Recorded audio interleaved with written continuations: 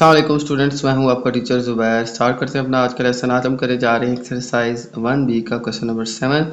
और question number 7 मैं read कर लेता हूं। Given that y is directly proportional to x cube, copy and complete the table. ठीक है, तो हमारे पास इस क्वेश्चन के अंदर गिवन है कि y जो है वो डायरेक्टली प्रोपोर्शनल है x क्यूब के, और हमारे पास फिर टेबल गिवन है, इसको हमने कॉपी एंड कंप्लीट, यानी इसको कॉपी करना है और फिर इस टेबल की जो मिसिंग वैल्यूज है वो हमने कंप्लीट करनी है। ठीक है, तो यहाँ पे मैंने इस टेबल को ड्रॉ कर लिया है। ठीक है, तो अब यहाँ पे हमारे पास एक वैल्यू है x, एक है y। इनका रिलेशन हमें गिवन है कि y is directly proportional to x cube. ठीक है, ये रिलेशन हमें दोनों क्वांटिटीज x y का गिवन है। हमने इस रिलेशन के अकॉर्डिंग इस टेबल को फिलअप करना है। ठीक है, इसके अंदर मौजूद ये जो अननोन वैल्यूज हैं, ठीक है, ये हमने फाइंड करनी है। ओके, तो स्टार्ट करते हैं इस क्वेश्चन को। तो सबसे पहले देखें, हमारे पास y गिवन है x क्यूब, ये रिलेशन हमें क्वेश्चन में गिवन था। तो इस साइन को रिमूव करके हम लगा लेंगे y इक्वल्स टू के एक्स क्यूब। तो ये आ जाएगी स्टूडेंट हमारे पास इक्वेशन।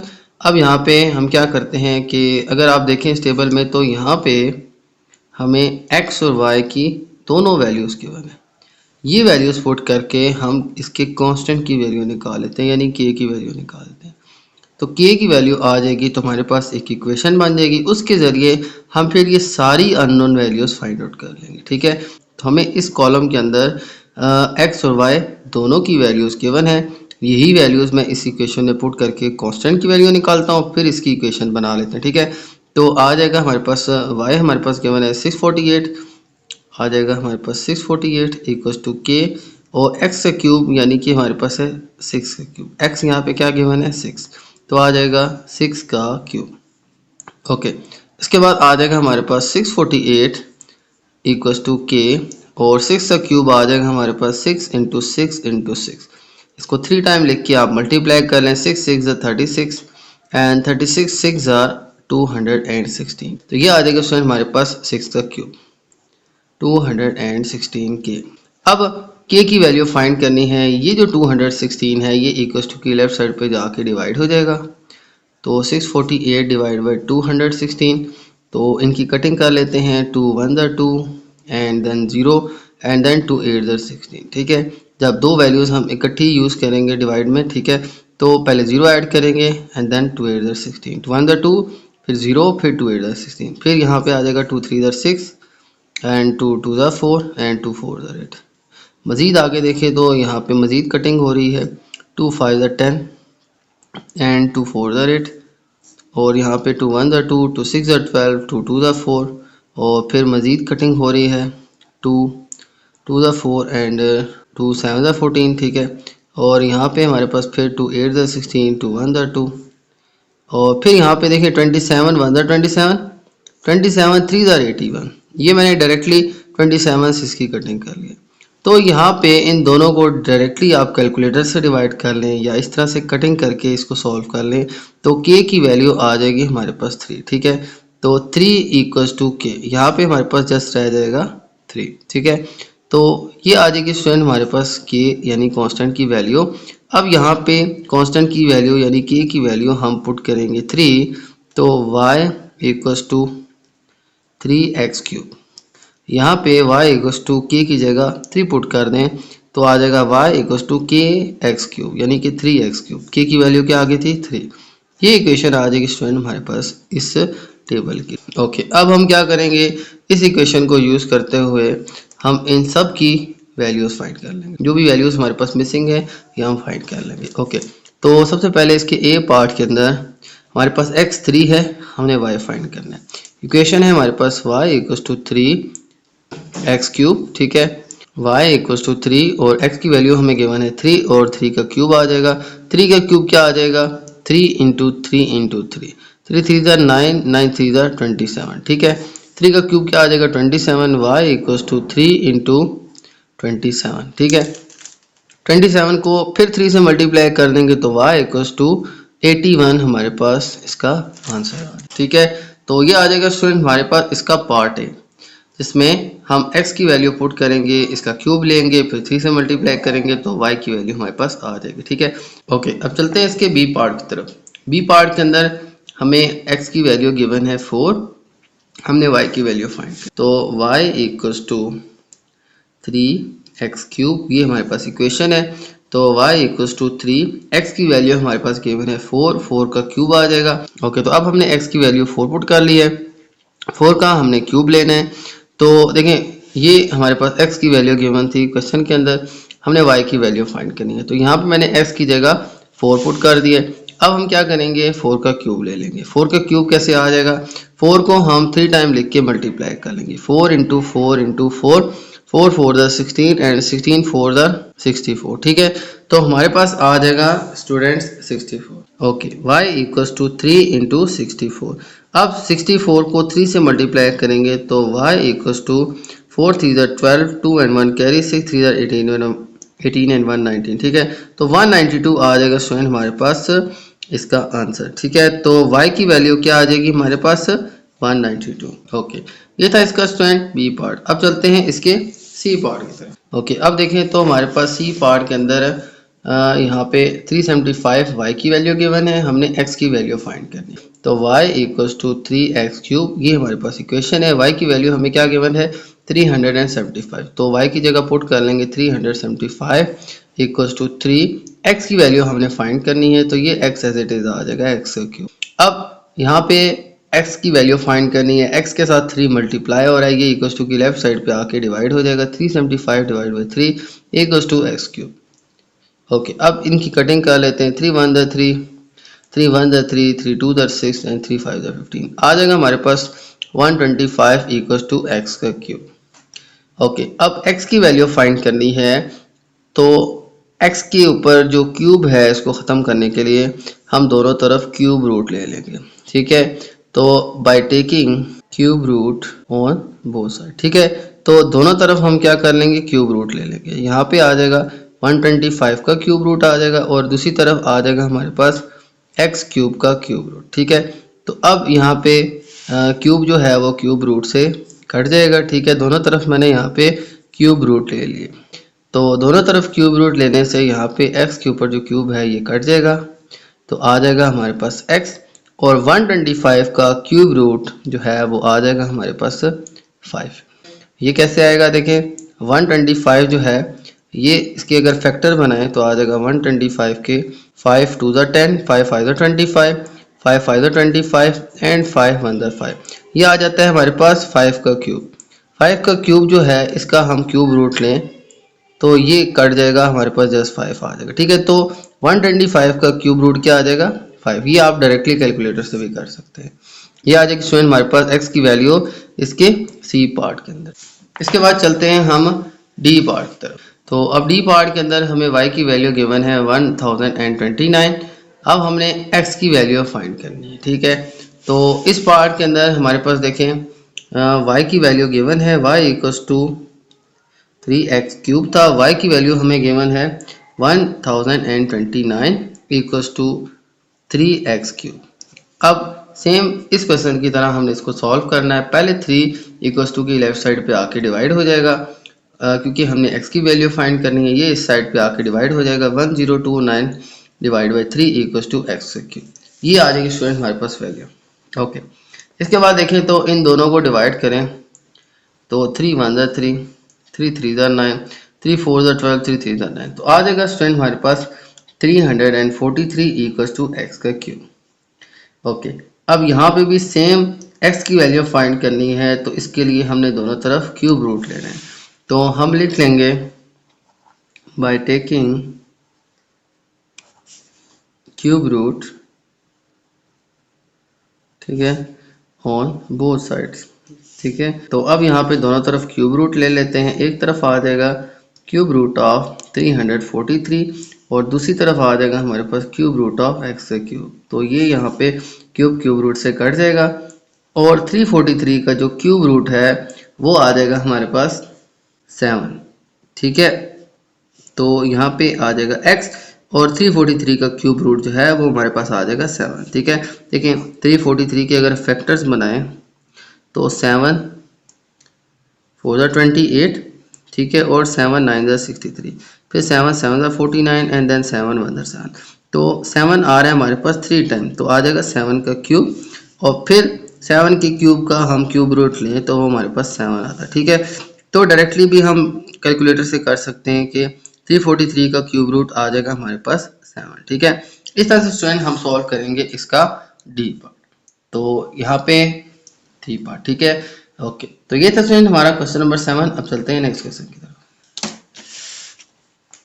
اوکے، تو چلتے ہیں نیکسٹ کوشچن، کوشچن 8 کی طرف. اور کوشچن نمبر 8 میں ریڈ کر لیتا ہوں.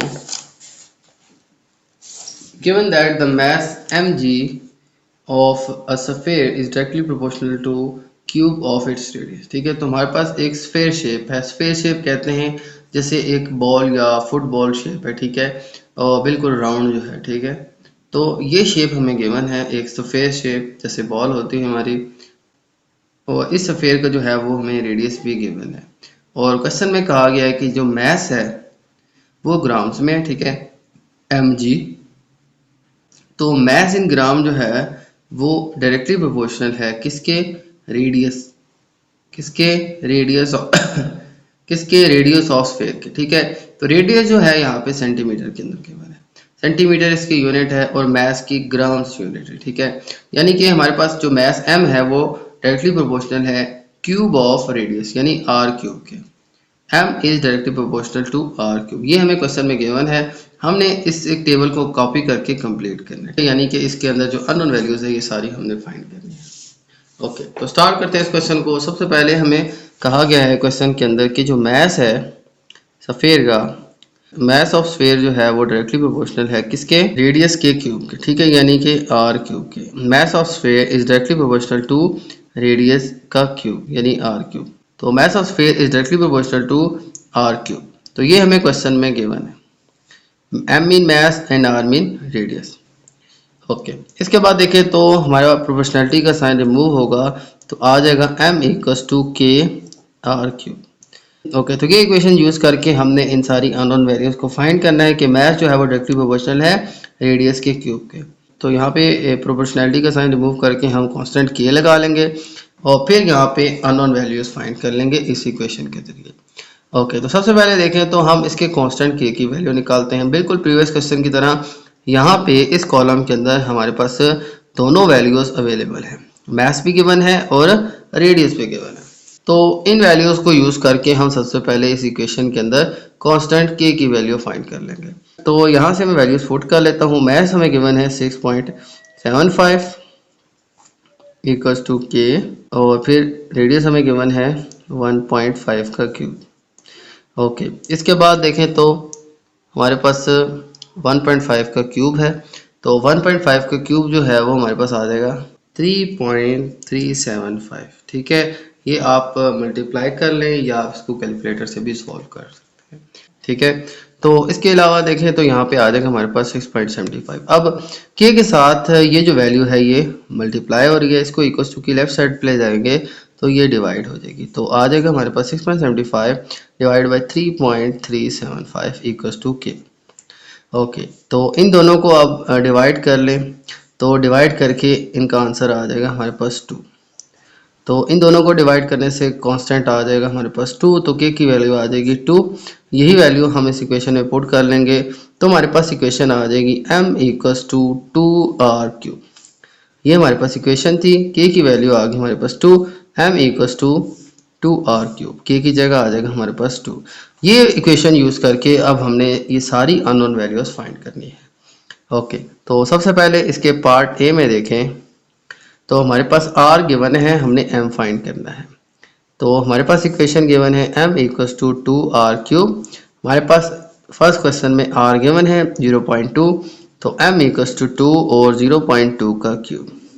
0.2 کا کیوب آ جائے گا ہمارے پاس، 0.2 کو ہم 3 ٹائم ملٹیپلائی کر لیں گے. تو 0.2 کا کیوب یعنی 0.2 کو ہم 3 ٹائم ملٹیپلائی کریں گے تو ہمارے پاس آ جائے گا 0.008. تو یہ آ جائے گا اسٹوڈنٹ ہمارے پاس اس کا کیوب. اب اس کو ہم 2 سے ملٹیپلائی کریں گے تو 0.008 کو 2 سے کریں گے تو آ جائے گا 0.016. یہ آ جائے گا اسٹوڈنٹ ہمارے پاس میتھ اس کے فرسٹ پارٹ کے اندر.